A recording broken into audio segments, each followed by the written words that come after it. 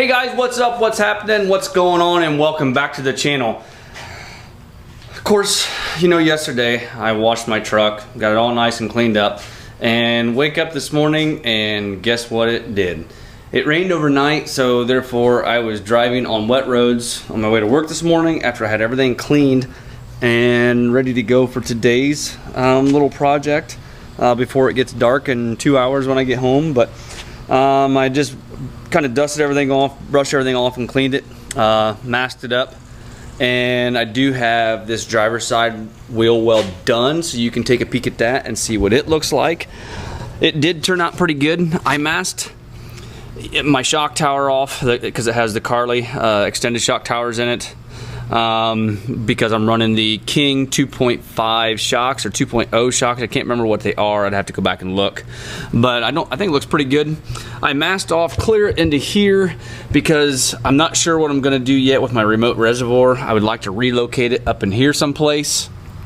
I may leave it there, but if I go start painting the frame, what I would like to do is remove those so they don't get crap all over them. Somebody already has, when they undercoated and did these wheel wells before, they've got undercoating, you can see right there, all over the remote reservoir. Might be able to see it better on the other side since I don't have it masked up yet. This is what it did look like. Kind of crappy, dingy. You can see this undercoating's coming off. I hit this pretty hard, excuse me, with my pressure washer last night to get it all cleaned up. I am masking off from this edge all the way in because when the front of the truck gets painted, this lip will get painted too. You can see that right there, how they got some of that undercoating on that remote reservoir. So I would like to probably, this cross member or this core support there, I get that painted to black just so everything kind of blends in under here. But when I mask everything off, I will mask this. This is what I was talking about, is the Carly shock towers there for the King 2.0 shocks, or 2.5. I don't remember what they are. I'd have to look back. I think they're the 2.0s actually is what they are. I thought it said right there, but it doesn't. It just says racing shock. Anyway, that's where I'm at tonight. Like I said, I got that side done. As far as the back, there's really nothing. Probably won't even mask it off. It just, because there's nothing there. I really wish I had the plastic liners that go in here. They go in all these holes right here, and then there's some other holes up in here where they pop in. That way, because they come down clear into here, and all of this would be blocked off anyway, and you wouldn't be able to see it. And then this over here, traditionally this is all blocked off here by the inner fenders, just like this backside is right here. That's just something I would like to do. Yeah, I don't know. There's just so many things. You can see there, all dirty on the way to work this morning. So I woke up and saw that and wasn't happy at all after spending so much time yesterday getting it cleaned up. Not a lot of time, but you know, it's time that could have been used doing other things. More parts are rolling in. This is my spring compressor from Ohio Diesel Parts. They are right there, is their sticker. It's ohiodieselparts.com, and I'll put a link in the description below for their website, and then I'll also have a link in the description below for this tool here. This is why I said everything has to come apart that I just did. Your injector has to come out. This goes in this location up like that. That goes over top of it with the washer and retainer nut, and then you spin it down until your valve stems and keepers come up and out of these holes, and then you just pull the little clips out of there. There's one on each side of your spring. It's little keepers or retainers. You pull those out, take your nut off, put your springs back in, put that back all together, and you're pretty much done. When you do it, you pretty much start out top dead center, kind of like you do when you do valve lash. I kind of have a neat little idea that I'm going to try to find my top dead center on each cylinder, since I will have my injectors out, and I'll show you that when I do the installation itself. It may be a week or two before I do that installation because I want to make sure and have another vehicle here. My wife is going to be gone, I think, pretty much all weekend if I'm not mistaken, so I want to make sure that she is going to be around and I'm not stuck with the only vehicle here and it being tore down. So my son and I have the ability to go someplace if we want to, or the three of us, you know, whatever it may be. Toss around the idea of getting a third vehicle, but I don't know, I'm just gonna have to wait and see about that next channel project. Subscribe, hit that bell notification. Anyway, I got some other stuff ordered. Just got all kinds of parts coming. Kind of did a little test area right here on the intercooler just to make sure that I like it. Should be fine. I'll do that, and I'll do the AC condenser, just kind of touch up these scratched areas here. So I think for this spring's project, I am going to tear the front of the truck apart. Well, not the front of the truck, but tear, you know, a lot of the stuff off there so I can get to some stuff behind there and take care of that. But like I said, that's not going to be till spring, just like I did the transmission install, or not the transmission install, but the clutch install. You know, I've done a series of videos of that. Within that, everything's in my playlist if you have not already saw them. For this truck, you know, I did the dual disc street strip clutch on it. I did the fleece. I did all my powder coat. I did the sump install. I did quite a few things, you know, while it was down with the transmission being out of it. So I was able to get a lot of that stuff accomplished that I wanted to do. Tonight, the main thing I wanted to accomplish is all these wheel wells painted. Really the only one, like I said, I'm going to have to finish masking back up, or I'm actually going to have to mask up, is going to be this passenger side. You know, another thing, they really did a hack job when they put these in. They didn't have enough room, so what they did, they cut and then they beat everything in, when they should have just, you know, if they want to do a couple relief cuts, that's fine, but this metal's thin enough, it can be massaged out to give you enough clearance and enough room without having to do a hack job bullshit. I don't know, it just looks like crap. I'm sorry, I just, the way I feel, I just hate when people do things half-assed, and just really kind of gets under my skin, you know, seeing that. Just like on this side here, it's not too bad. They did just a small little relief cut here and then just kind of massage the metal out. Why?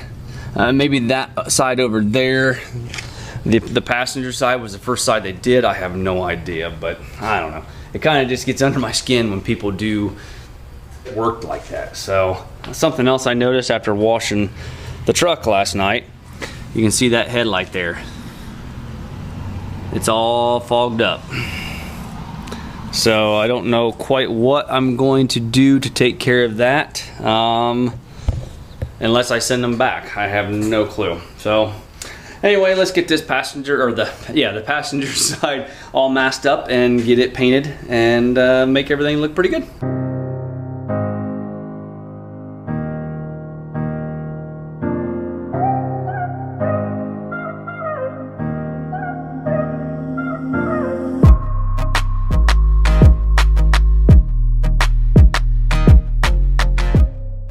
Okay, I pretty much have that side all masked up as far as what I want to mask off. Just needs a little bit of an apron there just so I don't get paint down that way. Kind of just like I did on the other side. On the drivers, or on the rear, what I'm going to do is, you see I've started right here. I'm just going to run tape all along this edge. And I don't have any fine line tape like to lay out graphics and stuff like that. Otherwise, that's what I would use on that edge. It'd be a lot easier because it bends and stays in place. I guess if you don't have any of that, you could use probably electrical tape would be good. It's pretty much flexible, just like that fine line tape is. If you don't have any of that, use some electrical tape. Otherwise, you got to do a bunch of small pieces to make them contours and curves. As far as with this blue painter's tape, I believe maybe the green is a little bit more flexible, but I'm not 100% certain. The paint that I'm using is just a Rust-Oleum semi-gloss protective enamel. It looks kind of cool, really. With the undercoating that was there, basically it just kind of revived it and made it look just a little bit better. So I'm pretty happy with the way it looks. You can see right down there I did do just a little bit of the frame, and I do like the way it looks. So I'm gonna go back and get some more of this. Actually, I picked this up at Walmart. This was in their clearance section for $3 a can. So I'm gonna go back and get some more of that to possibly do the rest of my frame. Springs in the rear, make everything look a little bit better, look a little bit nicer. Do this condenser, the intercooler, and as far as what you can see up here, bumper is going to come off. Trying to decide if I want to save, you know, this right here for a winter project, or what I want to do just to kind of keep some things going as far as what I can do inside the garage, because my truck does not fit in the garage. So I guess with that being said, let's go over there and get, oh, one other thing. I did get this massaged out. It does look a little bit better than this piece right here, poked up inside there.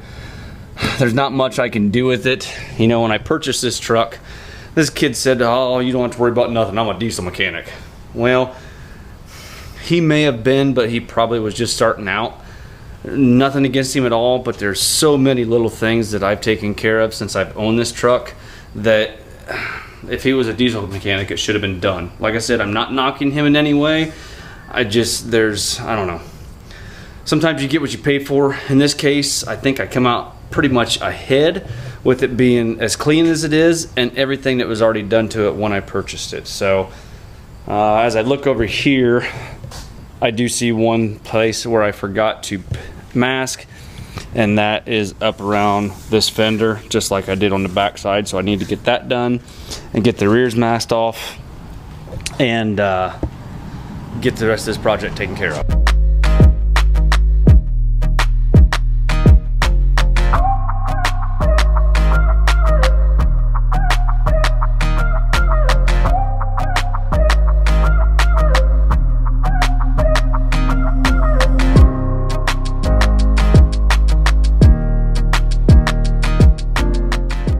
Man, what a difference just a little bit of paint makes on, you know, an old truck like this.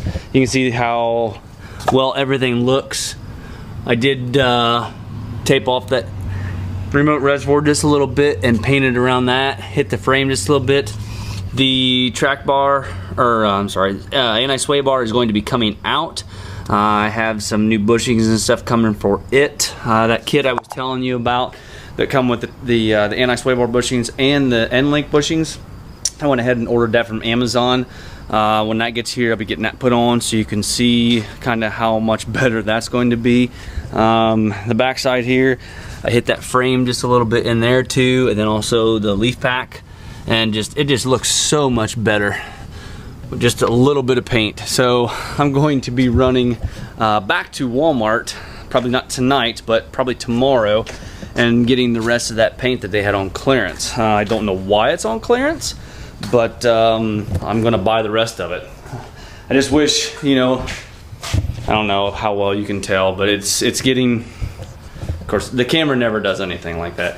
It's getting darker so much earlier. I can't really get into big projects and do anything in the evenings like I used to, because I just don't have the time because of the darkness and having to put the truck back together and being ready to go to work the next day. So if you're gonna do this project, get you some tape, long sleeve shirt, gloves, and you need to wear a mask too, because your head is going to be inside that wheel well while you're looking and trying to see what you're doing as far as painting. And all them paint fumes is gonna go right in your face. I probably have a collection of black nose hairs because I was stupid enough not to wear a mask while I was doing this, because once again, in a hurry before it gets dark. So just, if you're gonna be doing this, take the time to, you know, wear the proper protection. No, not that type of protection. The protection to protect yourself from the fumes of the paint and also getting the crap all over you, because like I said, you're inside that wheel well trying to see where you're at, and it just goes every place. So I think that's pretty much all I have. These little shorty antennas right here, don't buy any of them because they suck. I got that one because I liked it. It was nice and short, but I don't go very far and I lose signal. So luckily I have a head unit that has an iPod port. I plug that in, I'm able to listen to that music. You know, this is the first vehicle that, so my last truck, it had XM or Sirius satellite radio, so that was pretty nice. My wife has it in her Charger also. You can just leave it on one channel and drive wherever you want to. So anyway guys, I appreciate you watching very, very much. Hit that like button, give me a thumbs up, subscribe if you have not already done so, and we'll talk to you guys later on. Bye-bye.